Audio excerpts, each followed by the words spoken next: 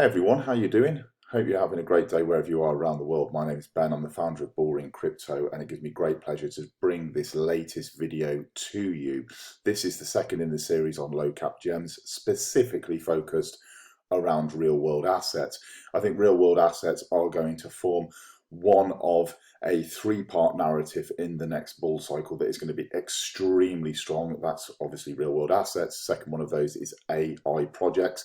And the third one is gaming. I think all of those are going to have massive exponential growth. And it's a case for us to try and research the solid projects on different networks and see where we think it's could be worthwhile putting our investments into. Now, with that being said, I'm not a financial advisor. Nothing in this video is financial advice. I have no qualifications in it. I am not qualified to give you any kind of insights into where you should be putting your hard-earned fiat currency or crypto assets. So please use this as just a starting point to do your own research. This is not going to be granular. I'm only going to be looking at high level. We're going to be scooting over quite a few different things, bringing this project to you so then you can go off, obviously build on that research. Remember what I always say, which is do not believe me. If you're believing just me, you need to kick up the backside. You need to go to a variety of different sources, cross-reference everything that you are finding out, and then you will see whether it's something that your risk appetite can tolerate or not. These are all underneath 25 million market cap at time of recording these videos.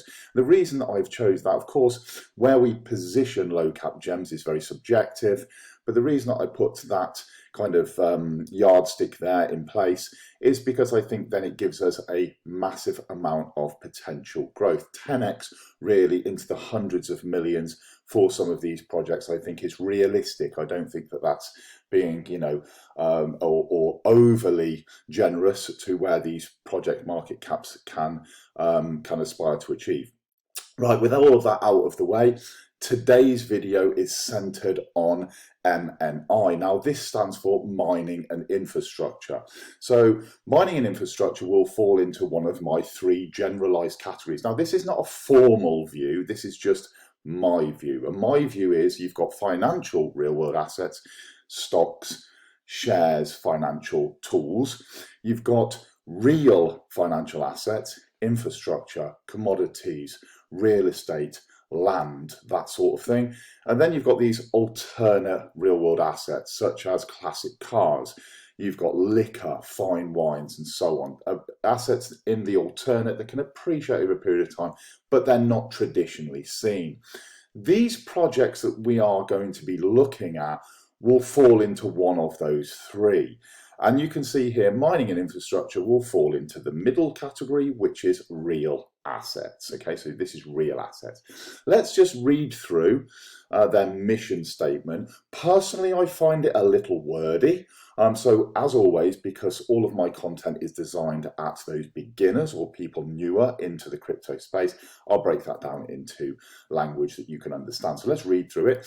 MNI is a multifaceted tradable utility token, giving the community a true decentralized finance principled experience that brings real-world commercial businesses with land-backed assets within reach of the crypto sphere for everyone to access institutional-like participation, interaction, and direction within a multi-trillion-dollar industry.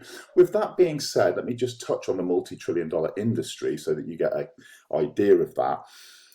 Larry Fink, the top man at BlackRock, has said that it's going to be multi-trillion-dollar by 2030. There's also a report done by, I think it was the Boston Institute or somewhere over in the States, saying that tokenization is likely to get to 16 trillion by 2030. Now, if we just use the current total crypto market cap as a yardstick or as our point of reference for some context, that's more than 10 times where we are today.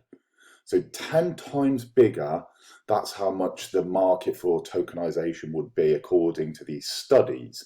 Of course, your Goldman Sachs, your BlackRocks and Vanguards and Cities and all of these kind of asset management institutions are going to take the lion's share. It's not going to be in the crypto space as in these projects, but there is going to be a huge amount of liquidity filter into crypto too, because these crypto projects are there positioning themselves early, finding out all of the mistakes, ironing those mistakes out and building solid projects. Our job is to find the decent ones. Now, with real world assets, because we are blending, we are fusing TradFi or traditional finance with DeFi or decentralized finance, we have a point of weakness. The point of weakness is the operator. We are looking for integrity, honesty, and transparency as three things between the team and the decentralized community, so the crypto communities.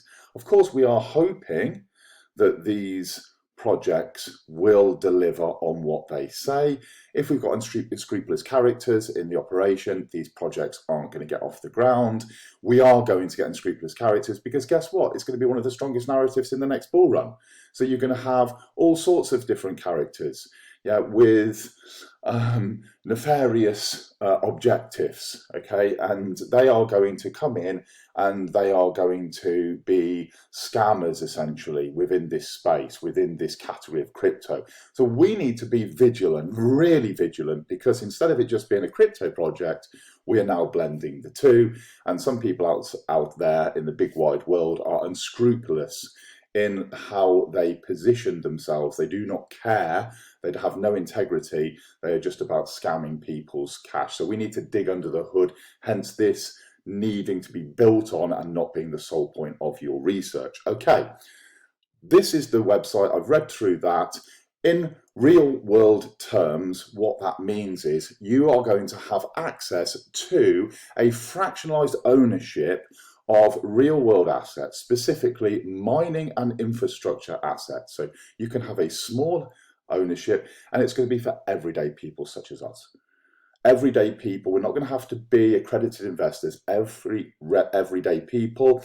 Some of the 4 billion people on earth who are underbanked or unbanked are going to have access to be able to get these financial vehicles to help them build themselves out of their current financial situation. So that's really interesting. And it's, I mean, when you start having a fractionalized ownership of a real world asset, all of a sudden you can start looking at that as collateral. When you can have that as collateral, then you can loan against it, and it opens up the possibility where you could get business loans, where you can start then funding your own entrepreneurial ventures, and we could see microeconomies in developing nations pop up because of this type of project. So this shouldn't be underestimated. This is gargantuan. This is absolutely huge, not just the MNI, but the whole concept on a wider scale. And that's why a lot of the big corporation institutions, CEOs are talking about this now. It's the word on everyone's lips. Let's have a look at the website a little bit further down.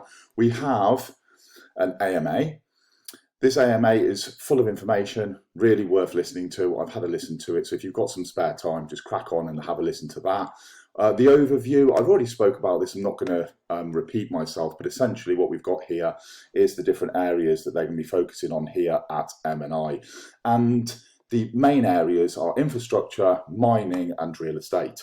If we want to go, and we will just have a touch onto the white or the light paper a little later, but if you want to go into the pitch deck or have a look at the legal side, because of course securities and tokenizing private equity is right on the lips of like the SEC and the developed nations. You know, they are very concerned about how they can make sure that they're taking the lion's share of this through regulation. So there's going to have to be a balance between regulation and the decentralized world. And we have to find that happy medium that we've been looking for many years, of course. But there's going to be a process flow if you want to see how it works. I'm not going to get granular, as I said. We're going to look at utility with the MNI token in a second. I'm going to show you, this is going to also be a walkthrough, talk through of how you can access that token, how you can utilize that token. So if you're struggling to know what to do, carry on watching. That's going to be information for you. We've got the smart contract, which is where the token is essentially built on, and it's going to allow us to be getting our yield.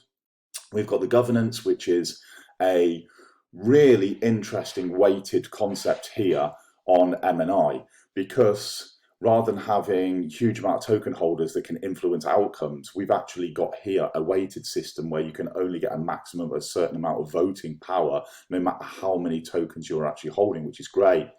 We've got the non-fungible equities, which is a proprietary idea, taking NFTs and moving that idea of NFTs into yield-bearing securities. Fantastic. Come on to that again in a short time. We've got the NFE minting. I'm going to show you how to do that. Also the staking returns, and we'll talk about that. And of course, AI, buzzword on everyone's lips, asset risk management and business application processing. There will be funding approval process. There'll be a process that companies will have to go through if they're looking for funding to provide yield. And of course, us in the community, idea mining, which is a fantastic concept in itself, will allow us, the community members, to put forward businesses. It might be that you know of a business, let's just say renewable energy in Central Africa, and they need 20k to expand their operation. Well, that could be something that you highlight to this amazing team, and then they kind of put it through their approval process. They put it to the DAO and see if the rest of the community want to vote on funding that business, and then of course tying in the yield of that business into this NFE or non-fungible equity model so that we can actually access the yield from locking in our MNI tokens. It might sound a lot at the moment. Stick with me, I'll break it down to layman's terms. Tokenomics here, 10 billion tokens, might seem a lot. Reason that the team have done this, and I was very lucky to speak to co-founder Wayne Wilson just a couple of days ago. The reason they've done this is so they've got tokens to future-proof the project. And I'm also speaking and advising another project that has done the opposite and hasn't got enough tokens for what they actually need. They need expansion tokens. They don't have them. They're working on solutions of how they can actually do that. There's a lot of complexity. It's best to have too many tokens, locked away in smart contracts that you can use in the future, should you reach all of the different levels that you want to in terms of expansion of the protocol. Okay, so we've got 60% locked in the DAO ecosystem reserves, 30% in the DAO locked DeFi allocator, 5% in a third-party reserves, 2.5% for the team that's locked down for 2 years, and 2.5% initial circulation. This is the first point I want to bring to your attention. The 2.5% that's initial circulation is not actually that. We're currently looking at 0.6%. So even though CoinMarketCap is going to show us that there's 250,000 initially circulating, the team have control of these. These are going to be used for like centralized exchange listing. Anyone that knows about market making knows that when a project actually lists onto a centralized exchange, you have to provide a market making fund. The centralized exchange don't do that for you. So you have to give some either USDT and some of your home tokens to make the market on that centralized exchange. That can be, of course, quite expensive. So they are holding back on these tokens to utilize for a variety of different purposes. So they have got 1.9%, and I'll show you on the Block Explorer, because that's one of the things that we're going to be looking at, how that setup actually works. Of course, the team can spend them. So there's an element of trust again. We talk about having the trust, you know, with the TradFi and the DeFi and the trust in the operator. We also have to trust the team. Those tokens are going to be used for the correct purposes, not dumped onto an open market. So that's a little bit there. We go down to the roadmap, and I'm not going to hang around too much here because you can read it yourself, but we can see they're already ticking off a lot of the different roadmap points. So they are developing, and it's one of the key areas when I'm doing my own research, or fundamental research and analysis on projects. I'll be looking to see the developmental stages that they're moving through. At the moment, they're looking at, well, these ones will be ticked off. Marketing campaign has begun. They're looking at an imminent centralized exchange listing, which is here. Look for July. This is right at now DAO stage. They're voting on the DAO, should they be, and I believe that one has already been organised, and as soon as the community votes that should be done, then there's going to be a listing on a very active, high volume exchange out in Asia. So this project, I haven't said to you, is based in Southeast Asia, but it does have a international team. Lots of these people here that you can see, you can go and check out. We've got, I can't pronounce, I'm sorry, I can't pronounce correctly a lot of Asian names, so I'm not going to try. But we've got experience. We've got experience here from the Chief Operating Officer in technology in Malaysia. We have got Chief Technical Officer who has worked for Samsung and extremely highly regarded as a developer. We've got Konstantin, who has got lots of experience in terms of startups. Wayne, who's got he's a South African guy out in Southeast Asia and has got some experience with Japanese financial institutions. We have got Indonesian, we've got Indian connections with Ivan Luthra, who's created many businesses and exited from many businesses before he was even 30. We've got blockchain advisors. We've got a good basic covering, right? I won't say basic, quite an elaborate covering of different skill sets here within these 12 people that make up the team. So for me, there's lots and lots of experience, years of experience in both blockchain, in crypto, in finance, in assets and property, all over the world. Some of these people are from Australia and the developed nations, and some are from the areas that we would consider, massive growth potential: Philippines, Indonesia, Malaysia, and these sort of countries. Okay, so that's a little bit about the team. I've not looked at the mobile app, so please feel free to go and have a look at that. And also, we can finally see the socials here and the fact that we can go to QuickSwap and the contract that we would need. So we can copy that contract and we can enter that in QuickSwap to find the MNI token. So I apologize, that was very quick fire to get through the website, but I wanted to just highlight a few things for you. We have a tab at the top here that allows us to then go into the apps and the different things that we can do in the decentralized aspect. It's actually the dApps, so the decentralized application. So if I just click onto that, this, first of all, is going to be the light paper that I touched on. So you can see we can click onto all of these different variations down the side. We want to have a look at the staking, and it will give us in-depth details on how those strategies work. I'm not going to insult your intelligence and read through that, but you can see here, for example, we've got the non-fungible equities, right? So that's the light paper. Sorry, I forgot I was going to just highlight that for you. And you can find that button at the top of the website. The next one is the apps. If I just click back onto there for you, we can see the tabs. We've got minting and staking, portfolio, governance, and buy the token, right? So nice and simple. We've got all of those. We have the ability to mint the NFEs here. So this is like minting a NFT. We can mint it for a variety of different amounts. What you can do here is you can go and buy your MNI token. You can mint an NFE. Now, you can't get a yield just on your token. Your token is going to fluctuate with the market. It's going to go up and down in value, and you can just hodl that if you so wish. What you can do, if you wanted to, you can start earning a yield on real world assets by turning those tokens into an NFE. So mint an NFE, lock it in. When you've locked it in, and you can choose whether you want 3, 6, 9, or 12 months. This is annualized, so it will be 20% APR per year, 5% for 3 months, 10%, 15%. You get the idea, depending on what your focus is, what you desire to do, whether you just want to go for a quick 3 months or whether you want to go longer.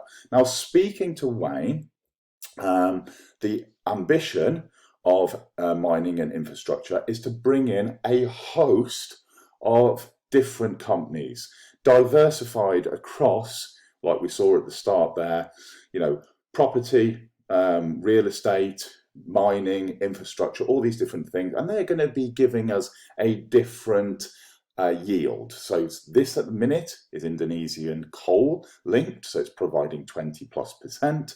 When the next business come in, it might only be 10%. What we're going to see a fluctuation. Of course, if you're in for something a shorter period of time, it should be less APR.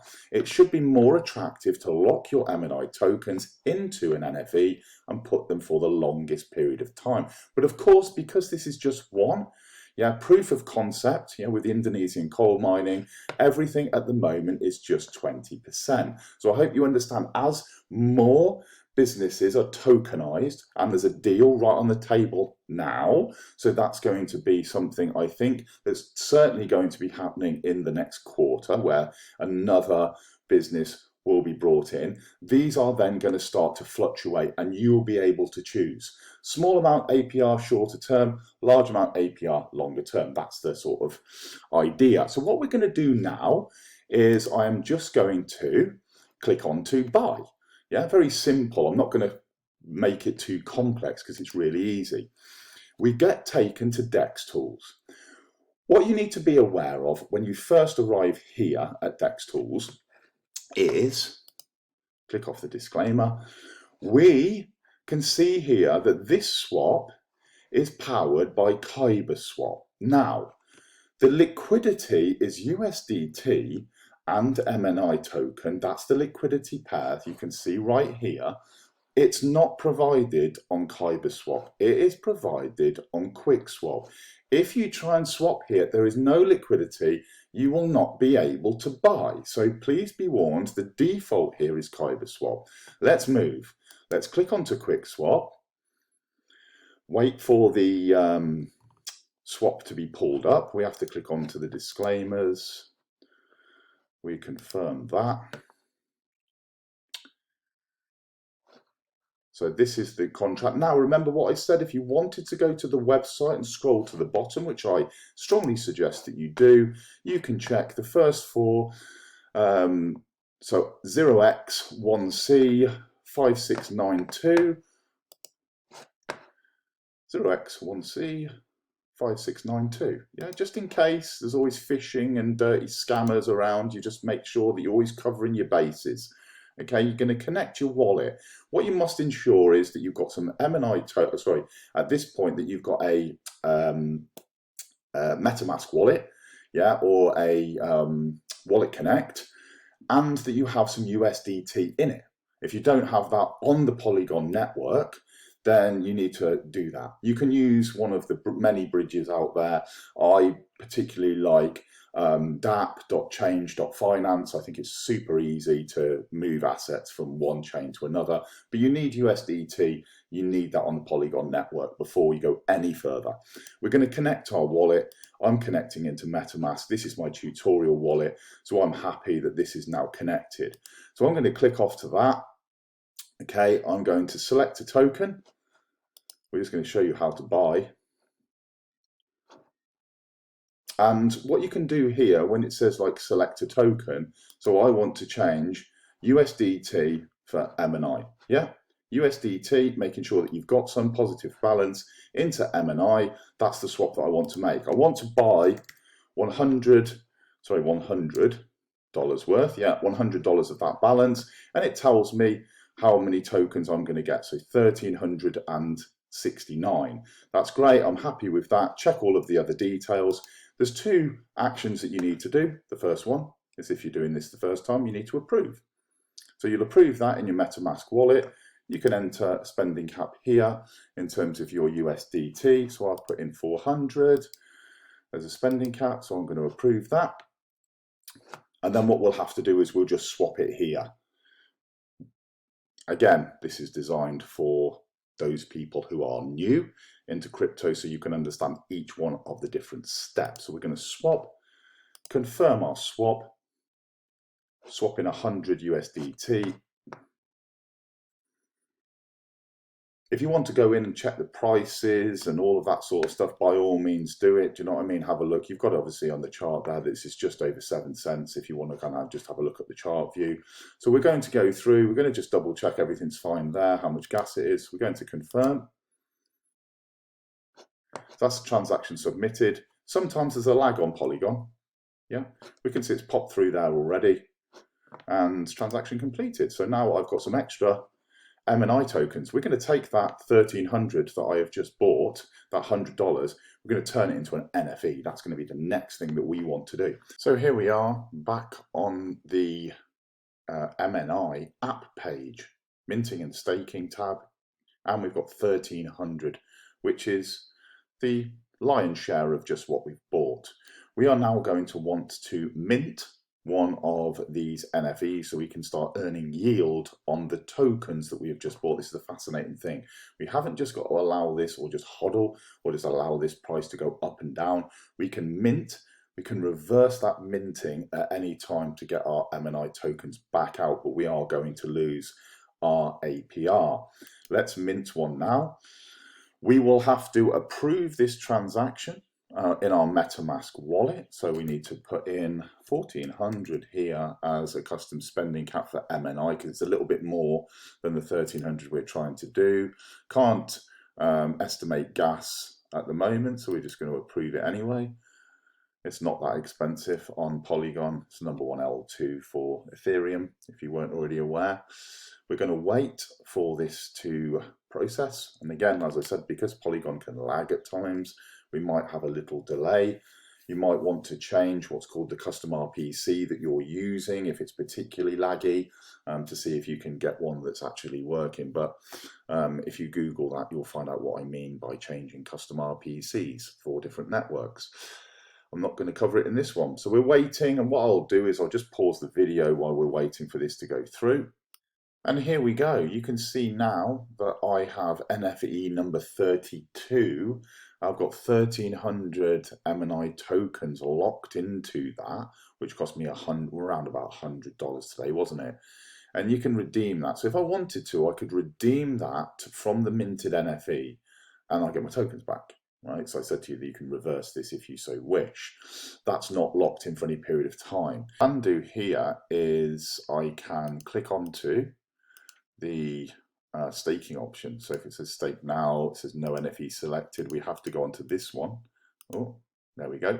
And we can see NFE 32, that's the one we've just created, 1,300 MNI tokens. So we're selecting that. You have to select it first of all, give it a couple of clicks. And then we are going to stake. So I'm staking this for 3 months at 20% APR, which is obviously 5% over the 3 months. I'm pretty happy. So are you sure you want to stake your NFE for 3 months? Yes. We're going to stake that and once again go through this process of staking, of confirming, approving, and fingers crossed we will get this transaction done and we will have an NFE staked with mining and infrastructure. Once again, the lag on the Polygon network may be fairly long and you may have to wait for a few minutes, but it does take a few minutes, as it says at the bottom there. And we're going to confirm, depends on the time of day and obviously the network congestion. But we have a staked mining and infrastructure NFE in our little dashboard, or showing on our dashboard at the bottom. We have now got 89 days remaining. Unstake penalty is half of the APR. As I said to you, you're not going to get, if you think, oh, I'm going to come out with this early, you're not going to get the rewards. I would say only put into this what you can just lock away and forget about. That's probably the best option. You are going to also get an estimated reward, which is $6.85 to $7.54. Of course, that will fluctuate over because it's giving you an estimated APR. So it's going to fluctuate a little, but all of the information, and then we have got this ability to unstake. So we can unstake should we wish. And then if we unstake, then the tab will open to redeem and we can just reverse that. I'm not going to, but we can reverse that process back to get your tokens out if you wish. This reward will be paid to you in MNI tokens. That will be based on the dollar valuation. So once again, if the MNI token spikes in price, you'll get less of them. It will be dollar adjusted. If it goes down in value, you'll get more of the tokens, but you will be paid that reward that it's saying here in the dollar value, and you'll get that in the MNI token. bring in utility, of course, to the token, because what you're doing now is you're locking that token over a period of time. I mean, I'm, what did we say, number 32, so I'm only the 32nd person to mint one of these yield-bearing NFEs. You think about when this starts taking off and there's hundreds, if not thousands of people that are staking, a lot of the supply is going to be locked. So a lot of this supply will show that the supply is circulating, but in actual fact, the supply is not circulating. That takes me on to the Block Explorer. We can see here one of the areas we have to look at is tokenomics and market cap. You can see here, this matches identically to what we saw on the website, the 60%, the 30%, yeah, the 5% and so on, coming down the 2.5%. But remember the fifth one, the 2.5%, and I said to you 1.97 is still under team control. These are all smart contracted in. This one here is not, because it can be used for this centralized exchange listings, market making and so on. What we've also got here is the quick swap exchange contract as well, so liquidity pool contract. So we can see there's quite a lot of these tokens that are actually locked in. If we come across, and these are kind of insights that you won't necessarily see or you may miss, if we come across the CoinMarketCap, here, look, we've got the total supply, the max supply, and we've got the circulating supply. Now, they've tried, the team, to alter the circulating supply. It's quite a difficult task sometimes with CoinMarketCap. So this isn't factual. So what gets thrown out then is all of a sudden, when we're thinking about the market cap is around about 17 million. Well, this is only approximately 10%, approximately. So 10% of what the market cap is. And if you think, right, that the market cap, if we have a look at all-time highs and all-time lows, that's what I'm talking, if we think about the market cap being 17 million, 10% is 1.7 million. Yeah, just 1.7 million, approximately, just guesstimating, because we know that this figure is not correct. So it's 1.7 million market cap. It puts a whole different spin on things for an investment standpoint, because rather than 17 million, I was thinking, you know, could this go 10 times to 170 million? Absolutely. If we're at 1.7 million, that target is all of a sudden 100x growth to get to 170 million. I personally feel this project, and again, it's not financial advice, has huge room to grow into. So it's entirely up to you to go off to do more research, to find out about, you know, the intricacies of the team, the tokenomic model, value proposition, roadmap progression, you know, check things off, go and, you know, research that. What I also will say is they've got a very good Telegram where questions are answered, very supportive, the team there, you know, they're very open as well and humble to new ideas. So by all means, if you've got an idea, please bring it to the team there. They'll be happy to hear you out and to maybe integrate that idea. And also, by all means, please share this project on Twitter. Go and check into the tokenomics, go and have a look at the Block Explorer, go and have a look at the volume. You know, we're looking at around about 17,000 volume over the last day against, what did I say, 1.7 million. I think it's around about 1% volume against market cap, something like that. So yeah, I mean, that's about all I can kind of really tell you about MNI from a high level overview. If you have any questions on this project that I haven't covered, or anything you think that I should cover, please put it into the comments of this video. Otherwise, happy hunting, happy low cap gem hunting. I look forward to joining you in video number 3, which should be with you in around about a week or 10 days. Take care, and I look forward to joining you then.